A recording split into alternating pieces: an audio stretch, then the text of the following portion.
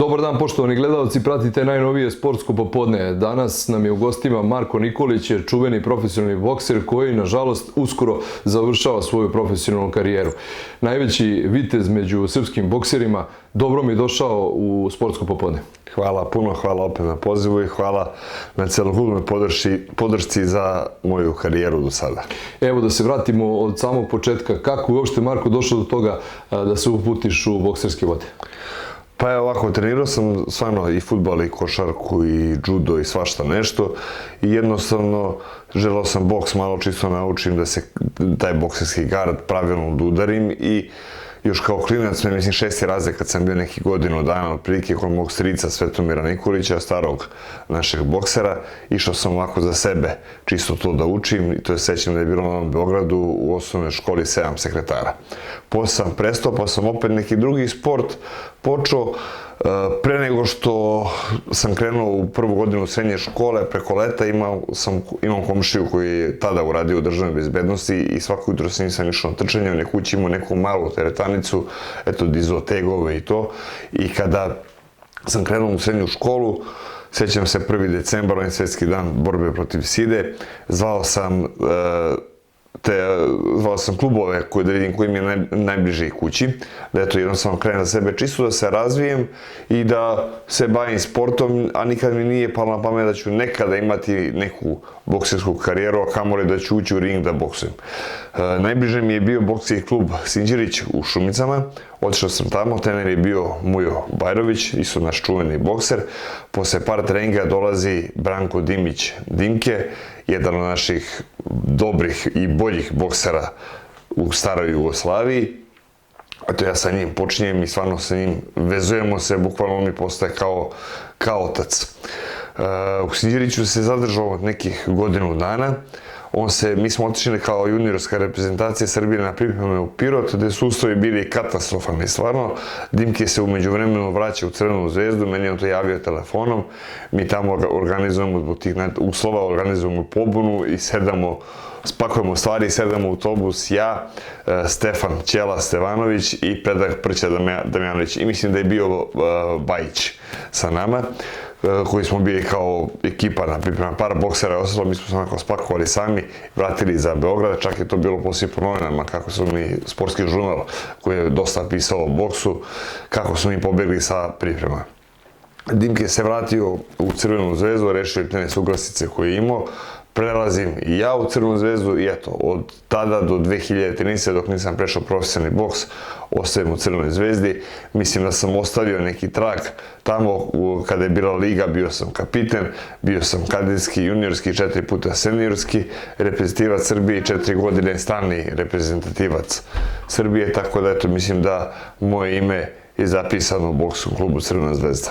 Svaka ti čast, zato i simbolika dresa koji nosiš danas u emisiji. Crvena zvezda je obeležila tvoj život, deceniju si bio u ovom klubu, ali je usledila ta profesionalna karijera koja te plasirala u sam vrh svetskog boksa, možemo slobodno da kažemo, jer su tu bile i mediteranske i svetske borbe gdje si postao najpoznatiji ne samo u Srbiji, profesionalni bokser, nego i šire na čitavom Balkanu pa i Evropi. Kako je uopšte došlo do tog profi boksa i koji su to kontakti koji su te plasirali u te vode? Pa znaš kako, 2013.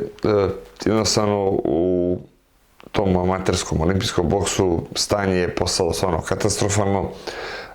Imali smo pripreme po 20 dana, podemo na svetsko prvenstvo, čak tamo dešava se da i pobedimo bolje od sebe, ali uglavnom izgubimo u nijansama ili izgubimo nepravednom odlukom sudije, jer nismo imali tu zaleđenu da neko stane za nas kao što mnogi bokseri imaju.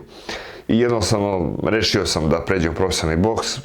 Prvih par meča odradio sam za jednog menadžera, posle sam saradnju nastavio sa Lukom Popovićem, sa kojim i dan danas imam saradnju i sa kojim sam se dogovorio kada smo potpisivali doživotni ugovor, tako sam radio tetovažu, doživotni tim, eto tu mi i žena i deca, znači to je moj ceo tim za ceo život.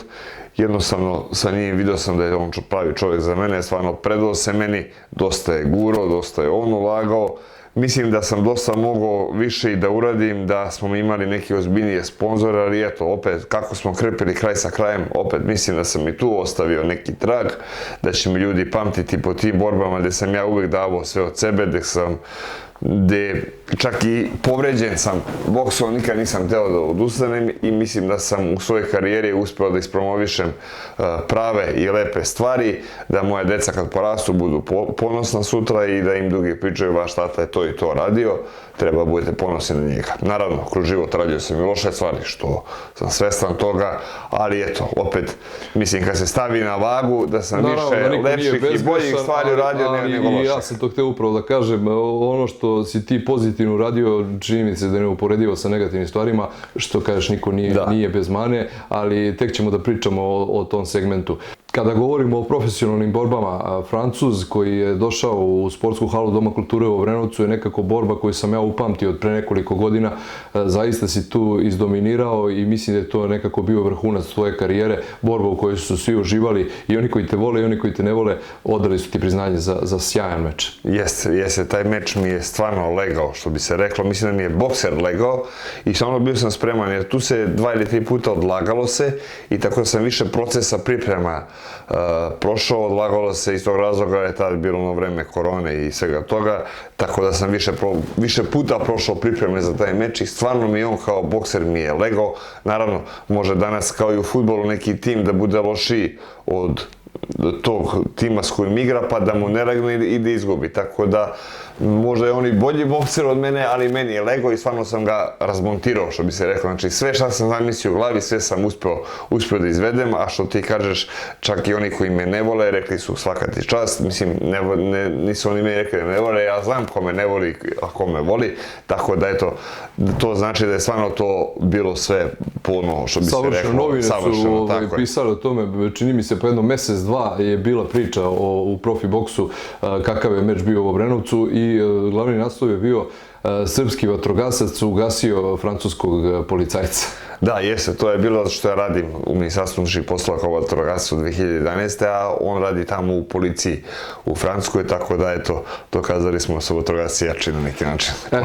Naravno, profi boks te obeleži u životu, ali kada kažemo Marko Nikolić, meni je prvo u glavi humanitarni rad. Neko si ko se mnogo zalaže da pomogne onome ko je ispod njega, zato ja kažem najveći vitez među srpskim borcima iz prostog razloga što si gotovo u svakoj humanitarnoj akciji pokretač, na svaku se odazivaš danas, već kada imaš snimanje, znam da ideš i na neke nove akcije. Upravo ćemo danas najaviti da će i tvoj oproštaj u stvari biti opet jedan tip humanitarnog karaktera. Pa znaš kako, mislim da sam u tom profesionalnom boksu tokom svojih mečeva i stvari koje sam tu promovisao, a to je naravno naša država Srbija, Kosovo, Metohija i Srpska pravoslavna crkva, stekao neko ime da mogu da za sobom povučem mnogo ljudi i da svi zajedno zajedničkim snagama pomognemo. Znači ja ne kažem da sam ja taj koji je tu neko i nešto, nego sam ja samo pokretač, a svi smo zajedno mi zaslužni kada je neka akcija da neko dao 100.000 ili $1.000.000, sve je to isto bitno dati od srca i koliko je ko u mogućnosti pomoći nekome kome je to potrebno. Ja uglavnom i Srpska profesionalna bokska federacija sarađujemo, to jest pomažemo udruženju uvek sa decom. Evo, svako koji u mogućnosti može poslati SMS na 7175, to su deca koja boluju od raka, tako da kad god pravimo neki meč, mi pozovemo udruženje, oni dođu, speaker fond, u stvari voditelj najavi da je humanitarna akcija u pitanju i svako koliko je u mogućnosti ostavi novac u kutiju te žene kada prođu sa kutijom. 28. juna na Vidovdan isto ćemo organizovati humanitarnu akciju za decu obolelu od raka. Ja bih napomenuo da ću do ringa ući sa svojom decom, trenerom i u ringu će nas čekati i svoj lep glas će pustiti moja drugarica Marija Sandić, inače etnopojac iz škole gusara Sandić, dok će imati pratnju harmonike moj veliki drugar Miloš Stojković, jedan od naših boljih harmonikaša, tako da, a moja deca će nositi zastavu Kosovo i nema predaje. Tako da želim da opet damo podršku našoj braći i sestrama na Kosovu i Metohiji, jer mi ovdje lepo živimo, za razliku od njih tamo koji su u strahu šta će biti, kako će biti, ali svaka im čast za svu borbu i zato što su rešili da ostanu na svom ognjištu tu do kraja. I ja verujem da će se to jednog dana nama vratiti, ali vratit će se tada kada mi zaslužimo da nam se to vrati, tada će Bog da kaže ovo pripada nama. Kao što smo nekada bili 500 godina po Turcima, kada smo zaslužili da se oslobodimo njih, tada nam je onaj gore to dozvolio i eto, tako je to bilo. Ti kao profesor istorije to mnogo bolje znaš od mene. I često ja i ti pričamo, družimo se godinama i to je neka tema koja te također obeležila, pored humanitarnog rada, istorije, srpske tradicije, svih onih pravih vrednosti koje propagiraš. Na početku emisije smo i rekli, evo, moderne tehnologije koje ugrožavaju najmlađe i to je nešto što često potenciraš da ne bi trebalo da bude tako. Često kažeš, nekad su nas roditelji, reci ti tvoju rečenicu. Evo ovako, nekad su nas roditelji molili da uđemo u kuću, danas moramo decu šutiramo u dupe da bi izašli u dvorište ili na ulicu da se penju na drveće, pa danas 80% dece ne zna čučenje uradi ili kolu napred. Hvala Bogu, ja sam to uspeo sa svojom decom online da ih naučim, naravno i oni u granicama normale mogu da koriste pomalo telefon, mogu internet, kompjuter, ali sve u granicama normale i znaju šta smeju da gledaju, a šta ne smeju da gledaju.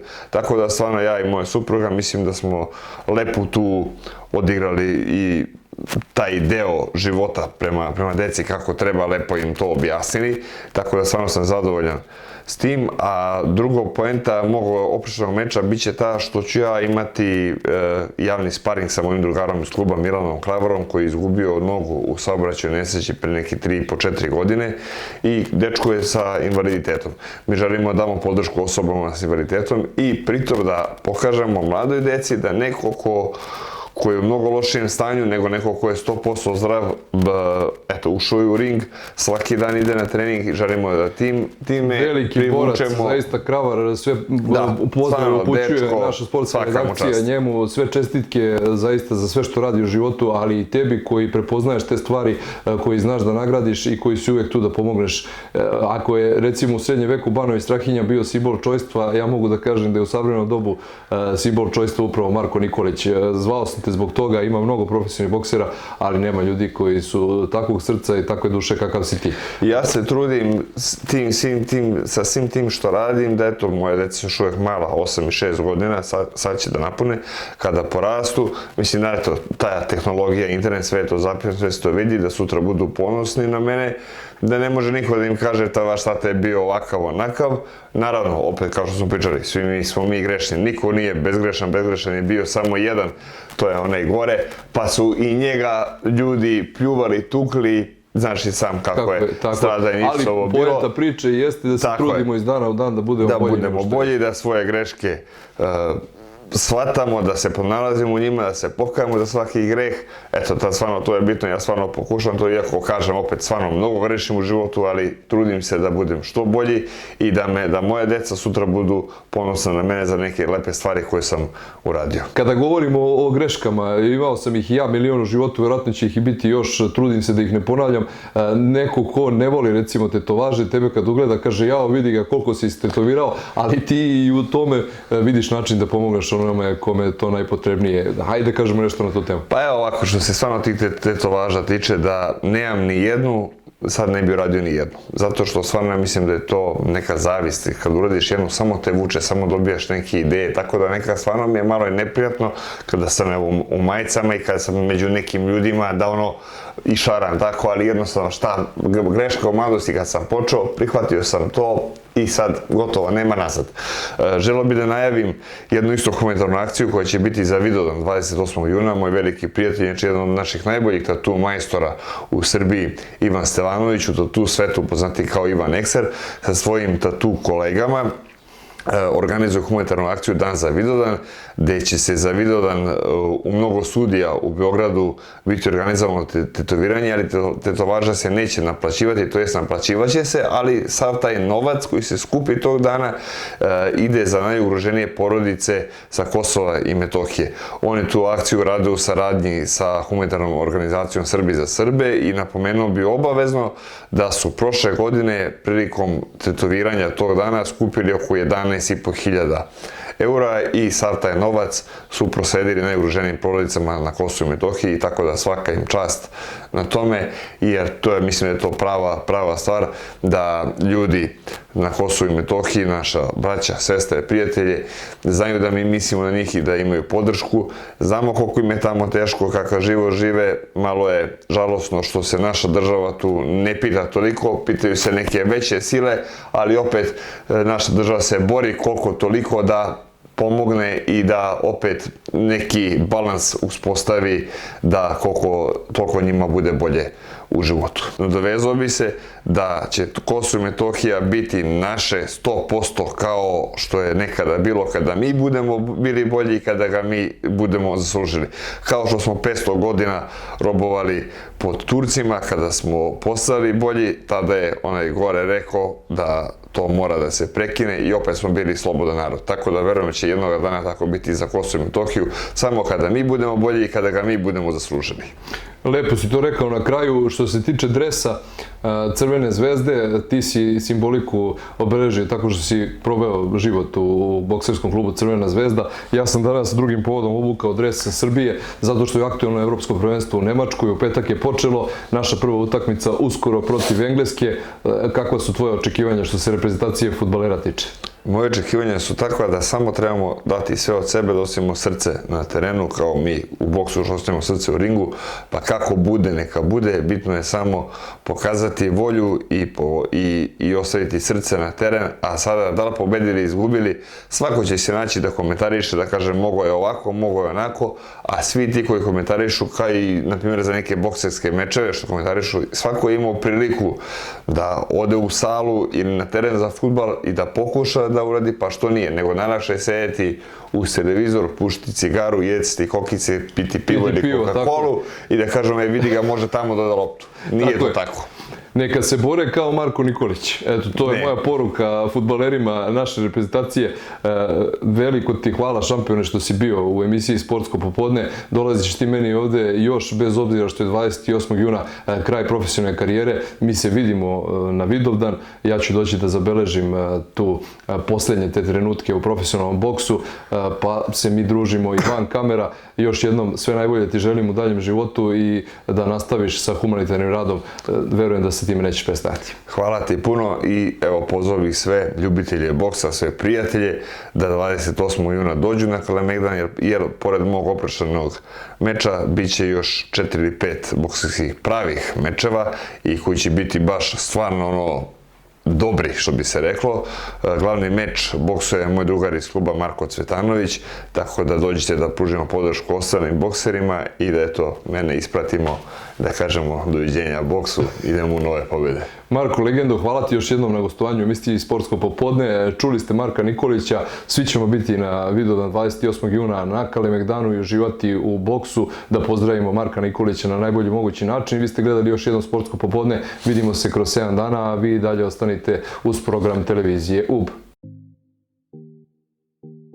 Microhard, veliki izbor tehnike na jednom mestu u centru Obrenovca. Laptopovi, računari, mobilni telefoni, kompjuterska oprema, štampači, bluetooth zvučnici, mali kućni aparati, klima uređaji sa obezbeđenom montažom, bela tehnika, televizori, servis računara i laptopova, dijagnostika i popravka, mogućnost plaćanja na odloženo putem administrativne zabrane i čekovima građana.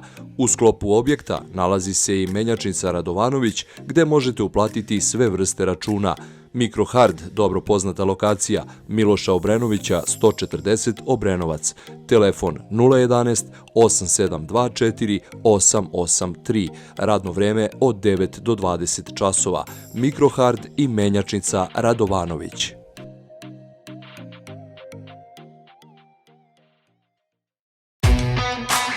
Kafe, restoran i dečija igraonica Poseidon nalazi se u tržnom centru u Obrenovcu u ulici Kralja Aleksandra I, broj 157. U prijatnom i modernom objektu Poseidon sačekat će vas ljubazno osoblje koje će vas poslužiti pićem ili hranom iz bogatog menija u vreme doručka, ručka ili večere. Možete na miru da uživate u prelepim obrocima ili kafi dok se vaši mališani bezbedno igraju u igraonici. U vreme lepih prolećnih, letnjih i jesenjih dana na raspolaganju je bašta pored koje se nalazi još jedno dečije igralište na otvorenom. U igraonici Poseidon moguća je organizacija dečijih rođendana i drugih slavlja uz mogućnost angažovanja animatora. Iznad igraonice nalazi se prostor za roditelje, odakle mogu posmatrati svoje mališane. Telefon za informacije i rezervacije je 060 5454 Nema sumnje da će kafe, restoran i dečija igraonica Poseidon postati ne samo vaše,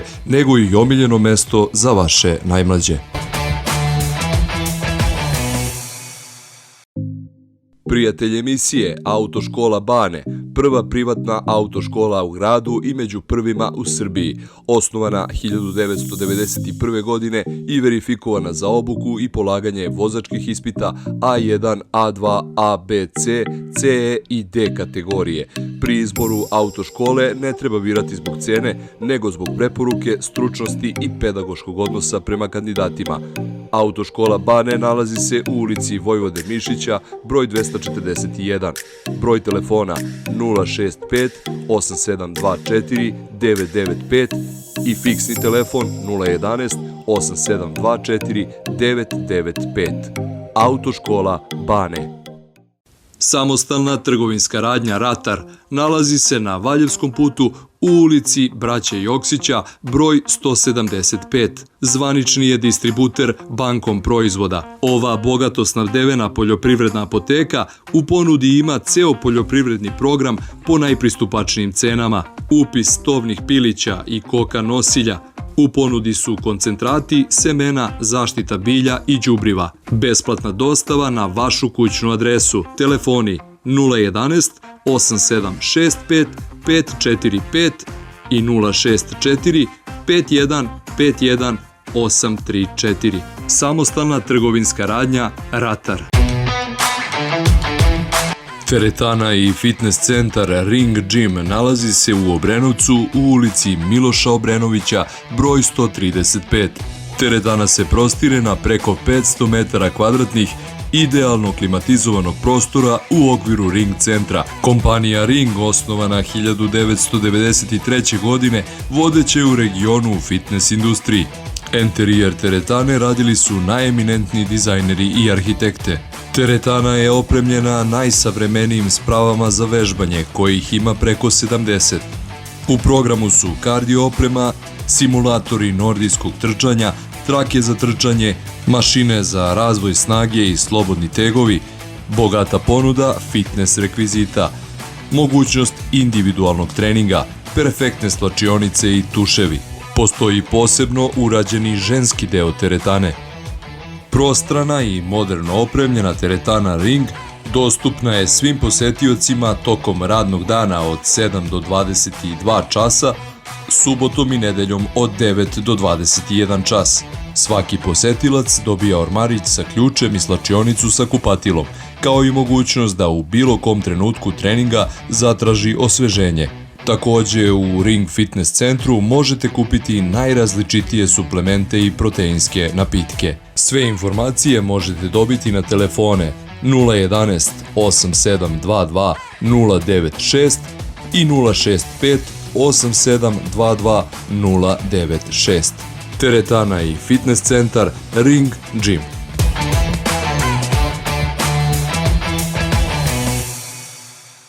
Dubinsko pranje i poliranje automobila Auto Detailing Garažen nalazi se u Zvečkoj u ulici Drage Vukovića Kočagina broj 295. Usluge dubinskog pranja, poliranja, nanokeramička zaštita, auto detailing, ekstra pranje svih vrsta vozila, pranje motornog prostora. Veoma tražena usluga poliranje farova radi se sa nanokeramičkom zaštitom u garanciji od 2 godine po najpristupačnijoj ceni. Za sve usluge možete zakazati na broj telefona 064 133 8537.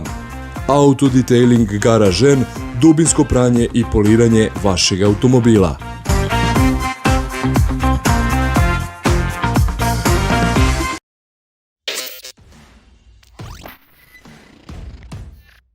Prijatelj emisije Level Fitness nalazi se na Šabačkom putu u ulici Vojvode Mišića 38V. Prostire se na površini od 1300 kvadrata podeljenih na muški i ženski deo, plus sala od 300 kvadrata za grupne treninge. Teretana raspolaže sa 6 licenciranih fitness instruktora. Paket biznis termina od 6 do 12 časova je 1200 dinara. Klasik paket od 6 do 17 časova 1800 dinara i premium paket celodnevno korišćenje od 6 ujutru do ponoći, cena 2400 dinara. Level Fitness 062 44 7015.